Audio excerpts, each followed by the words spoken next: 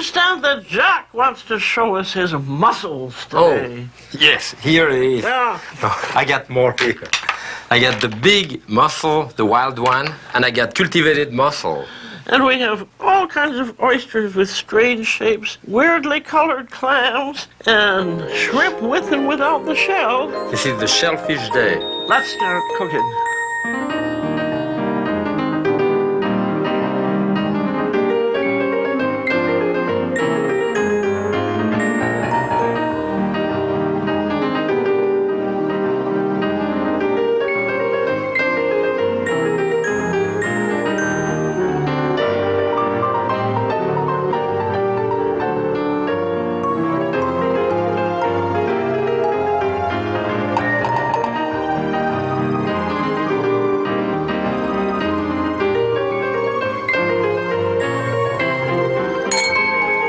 Happy cooking. Bon appetit.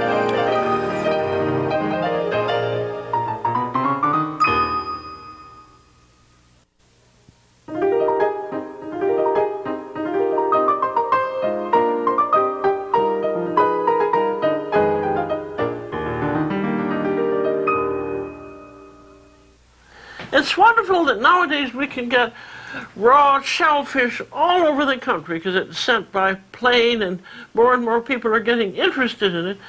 But you must be very careful where you buy it so that people are really serious about keeping it properly. Yes, you can even go to a store and they will show you the batch number of their shellfish. This is required by law to show that it has been inspected. Those are One great. thing, what I always do when I get, say, oysters or clams home, I wash them in cold water. Then as you'll notice with oysters, you have the curved part of the shell like that, and then you have the lid. And you always want to store them curved shell down. Right. So that they sit in their juices. And I scrub them with a brush, and then I arrange them in a bowl, all like that, so that they're sitting down that way. They will keep for several days. I cover them with a damp paper towel and some foil and put them in the fridge. Right. But you see, when you see one which is open like this one, for example, if you touch the mussel, that little abducting muscle inside like this, or if you bang it on the outside, and if it really doesn't move, this one is really dead. Throw it out. Yes. But see, we have another one here which is open. Yeah. And if I bang it a little bit, you see the way it closed? So it's alive. Yeah. It's just breathing for air, so you know this one is alive. Those are nice, by the way. Those are butter clam, they call them. There are 4 or 5 names for it. I've never seen those they are very before. inexpensive at the supermarket. Now let's see you open an oyster. Let's say this one. I think this is a well flit. I like to open it with this. I mean, I have different knife, but I like this one. What do you like to open your oyster? Well, I always try with a can opener. If With I a can can't do opener. that, then I use something like that. So one of the best ways is at the hinge there. You can do them on the side, but you tend to put some shell in it. So here you have to pry it open. As now I felt it open, so with the side of the knife I have to cut the abducting muscle on top, you see? And now look at it. See, this muscle here is what keeps it closed. so this is really full. And then it's harder to eat this way. So what you want to do is to cut the other part underneath so that it's totally loose. So you're ready to swallow it up. And you swallow it up with juices and everything. Right. Now, here's another way. If you can pick out your own oysters, pick them out so there's a little gap there in the hinge, then you'll just take a beer can opener. You want a towel? No? Don't need it with this method. That's it. That's open and they'll do the same thing. Now that But it's open. that's nice if you can pick it out yourself. Yeah, yeah. Beautiful. Now, as to clams. The clam, I think, are much easier to open than the oyster. I put it on the side there, and then with my 2 fingers here and my hand, I kind of pry it into it. And you did it. And cut it totally. Then you open it in half. And then with this, you want to cut that part and that part so that they are here. And again, getting it loose. Now, how are we going to serve this? With a sauce? Yes, so maybe I'll do a Soapy cocktail sauce. sauce, the classic cocktail sauce with ketchup, fresh horseradish. And you And I'll want do with a mignonette, which is kind of a vinegar sauce with shallots. Well, we have some chopped shallots already We have there. shallots, And what kind of a herb? fresh thyme. Well, I'll use that. And I'll crush a little bit of pepper for you. And you hear it crack. That's rather nice, isn't it? This is what you do for a steak au pois, you know, crushing Yeah. it. And that's what we call mignonette. This. So I'll give you the mignonette. That much? Well, You I want don't a need little much more? else except vinegar, red wine. The red wine vinegar. You want a little dash of salt in there too? Mm-hmm. Good, that's it. So in mine, which is very classic, I'm going to put some ketchup and some, look at that horseradish, fresh horseradish. You cut a piece of it. This is very strong, you know. If you do that in the food processor or whatever, you cry, you know. So you have to peel it like this. And you use a grater to do that, like a box grater. You just grate it. Some fall inside. The one to stay on the outside. I get it out this way. That doesn't last very long when you do that. But Or you can buy some already grated can. in a bottle. If you buy it, be sure that it's not more than a cream color. Because when it darkens fairly when quickly, it's- doesn't it? Yes. Okay, so I think in there I like to put a dash of Tabasco. 8 drops. That's quite a bit, isn't it? Maybe a couple of drop of Leon Perrin sauce. Worcester And- sauce. Yes. Lemon juice. And I'll strain that through my impeccable clean hand. Mm-hmm. As you say, that's it. That looks good. Okay, so we'll mix this. Would you like to eat a clam or an oyster? I'll have a small clam with that, I think. A little bit of this, okay. Here you are. And I put a little bit of the shallots here on top. You don't want to put too much of that. This is strong. Oh, that's very good. Good. And just swallow it. That's the nicest way to eat the oyster, I think. It's good. Now we're going to just discuss shrimp and how to cook it. And when you buy them, these are big shrimp. Yes, they are under 16, so-called. It means 12, 16 to the pound. They usually tell you it's 26, 30, or under 10. The under 10 are less than 10 shrimp, you know, so they're very Well, large, very these expensive. are really expensive. They are too. expensive, They are. yes. But they are And so good. I think very often when you buy cooked shrimp, they haven't flavored them and they're very disappointing. So what we're going to do, we're going to cook these shrimp in a cool bouillon. That means a flavored liquid. Right, so you have, I have 2 cups of water in so here. you need, And we need some onions. okay. And this has to cook for 20 minutes. And we're going to put a bay leaf in there. Fresh thyme. Fresh thyme. And then you want some salt. Yeah. We have cracked pepper. And then a little piece of lemon. Go on. That's going to put in a handful of pepper. And how much wine should we put in it? Well, About a cup of wine? Yeah, sounds good to me. We have carrot. Good. Let's see. That's a nice color. It come to a boil, and that would boil for what? A good 10, About 15 10 or minutes? 15 minutes. Yes. And then you may want to cook it with or without the shell. Eh? Yes, now, what's the theory that it's prettier with the shell off? Yes, the point is also, you know, when you take the shell off, you can really open it. And as you can see, for example, this one's got the intestinal tract. And the intestinal tract is that long intestine, you know, which is full of very gritty things.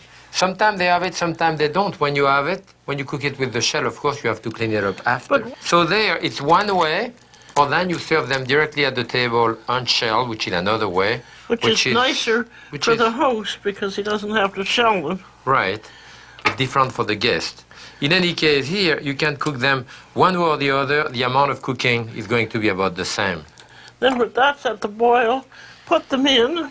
But I feel that when you shell them, the shell has a lot of taste. Either I keep the shell, I freeze it for another thing, or then I put my shell with the shell shrimp, you know, in it to give taste to the whole thing. Well, we put all of this in. All right. Okay. But basically, by the time your vegetable stock has a lot of taste, 10, 15 minutes of cooking, you drop your shrimp in it, you bring it to a strong boil, you cover it, you put it on the side. That's And it. that's enough. That's all the cooking it needs. And you let it cool off in the liquid. They pick up I taste. think that's very important because you've had all this flavor and the shrimp has to sit in it to pick Yes. up the flavor, doesn't it? Absolutely right. So here you can see those have been cooked without the shell, but all of the shell are in there. You want to taste that bouillon? It tastes good now, I think, after. You know, the bouillon, I do a consommé or a soup with it. You know, That's it's good. quite nice. Shall we prepare a shrimp cocktail with this one? Okay. This is a beautiful glass. It's pretty to have them hang, isn't it? Well, we could do that.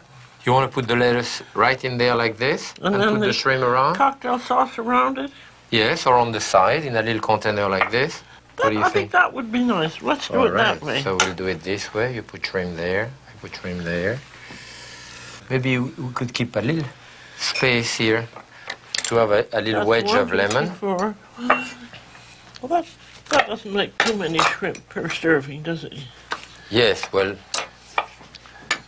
so we could This also is just one serving, isn't it? this is one serving, so they are expensive. How many do you want to serve to your guests? Depending how much you like your guests, right? And then we have That's our quite a cocktail bit. sauce, you know, that we did for the oyster. This would be perfect with that. I love cocktail sauce with that. But you know, at home, what we do also, my wife particularly loves to munch on it and take the shell herself. So we cook it with the shell. You know? And I have some here which are cooked with the shell.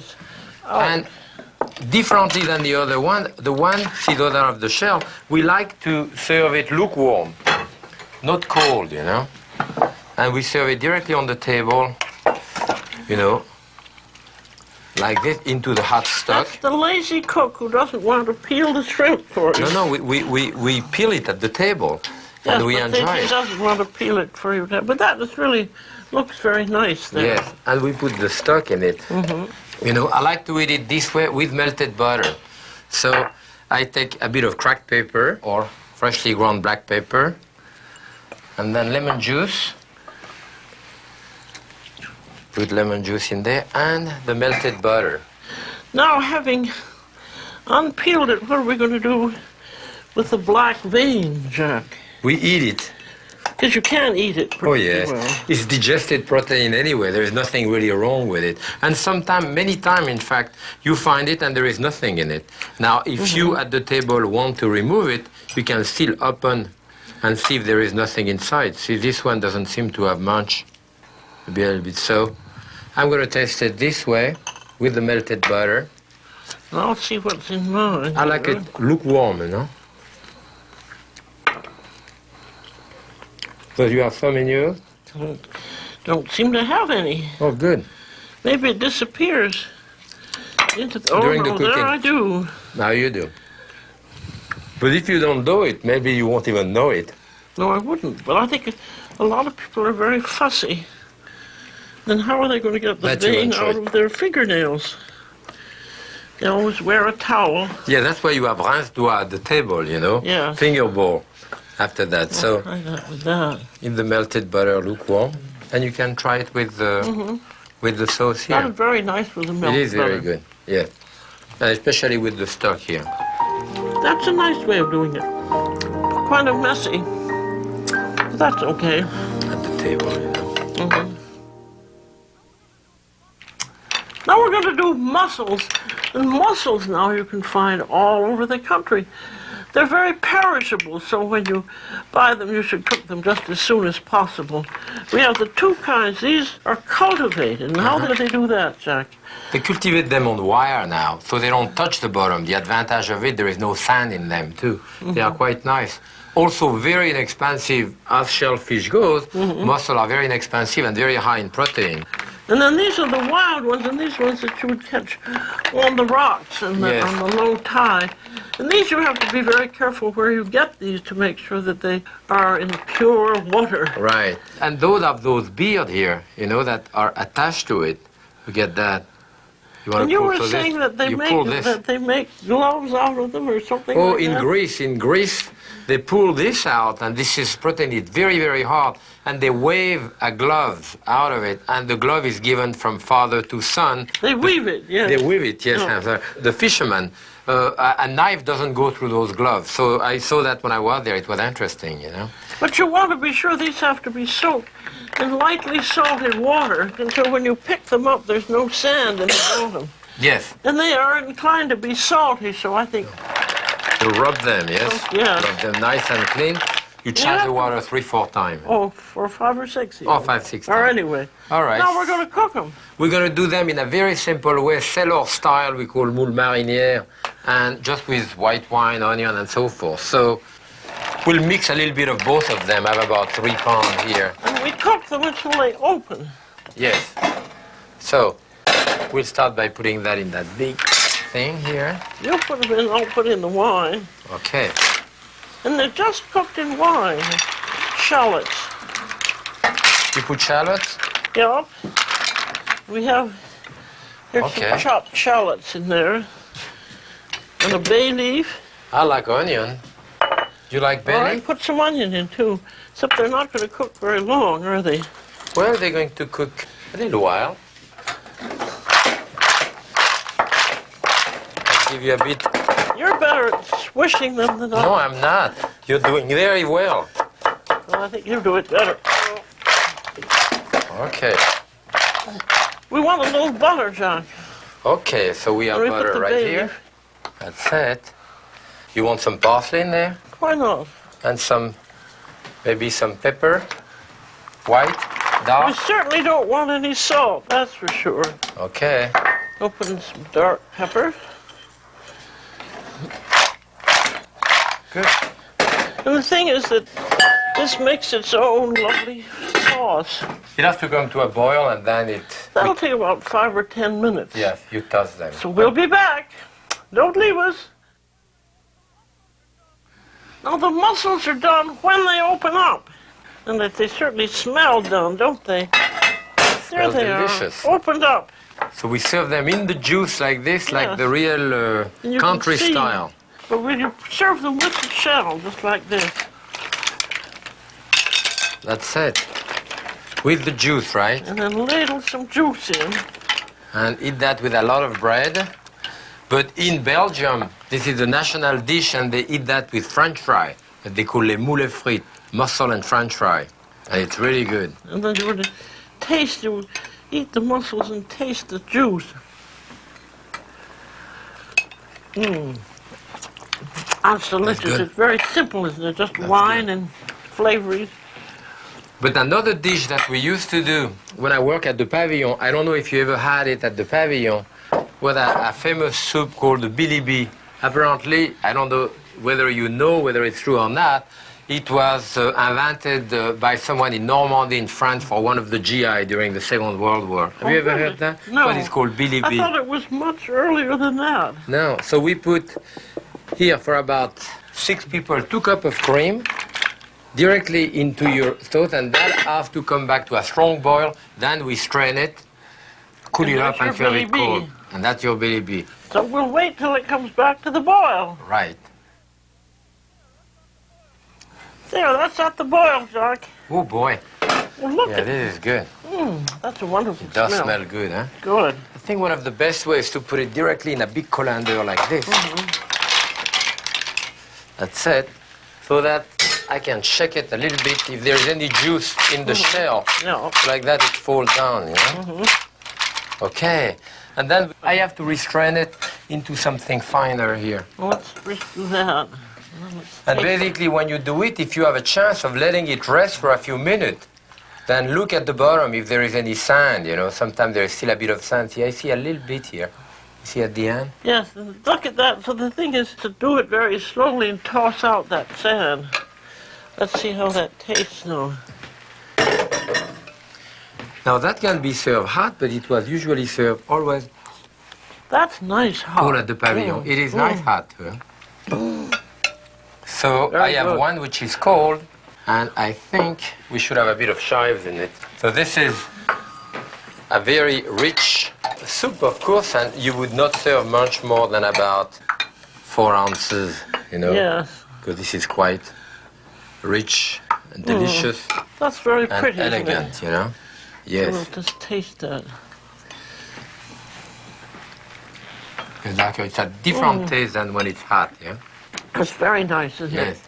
So we'll Sort put of it a here. more elegant version of a Vichy swallow. Yes, very elegant version.